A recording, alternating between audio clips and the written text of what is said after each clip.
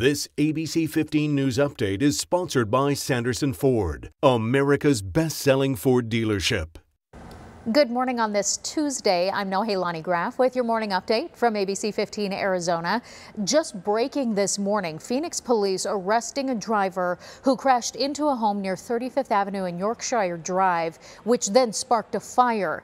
The car actually ended up upside down. We're told the people inside the home are okay, but the home is so damaged they're not going to be able to stay there anymore. The driver initially took off running, but was arrested nearby.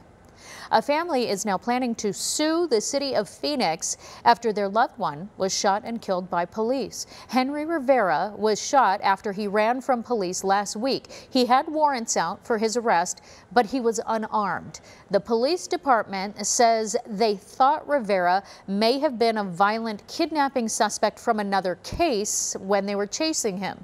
The 30-year-old's family tells us they know he wasn't perfect, but the father of four wasn't a threat to police, and they want to file a wrongful death lawsuit after his funeral. We think he needs justice. That we don't. Just the fact that he had warrants doesn't give a right for a cop to shoot somebody, especially if he didn't even show no harm to them. He was just running. The family tells ABC15 they are still waiting to retrieve Rivera's body. Phoenix police say the officers involved were not wearing body cameras at that time. Our big story this morning, several Circle K gas stations across our state are out of fuel, and it could be days before they get their full supply.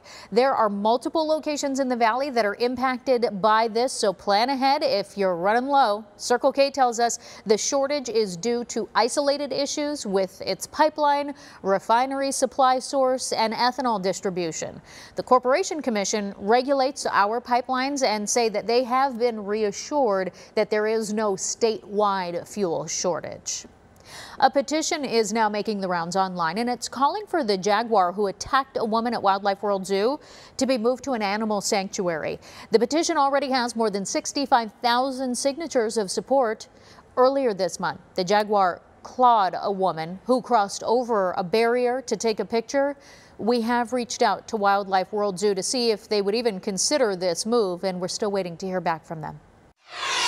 From ABC 15. Your most accurate forecast. Good morning, I'm meteorologist Iris Hermosillo. Today will be the warmest day of the week with highs in the mid-80s, but then tomorrow expect more breezes and more clouds as we track our next storm system, and that storm system will make for a much cooler end of the week. We'll also see rain chances in the forecast. Today, though, a high of 85 degrees, a few high clouds this evening, but otherwise clear to mostly clear today. Then tomorrow, partly cloudy. Those breezes increase with gusts near 20 to 25 miles an hour here in the valley, a high of 83. Then a 20% chance for rain by Wednesday evening. That rain chance increases to 30% overnight into Thursday morning. Not a significant rain impact for the valley, but some scattered showers will be possible mainly through the overnight hours into Thursday morning. And then it's getting much cooler. A high of just 72 degrees on Thursday, low 70s on Friday as we dry out. Then we rebound into the upper 70s Saturday and Sunday with 80s in sight again on Monday. We'll have another update for you this afternoon. Until then, get the latest news, weather, and traffic at ABC15.com or by downloading the free ABC 15 app.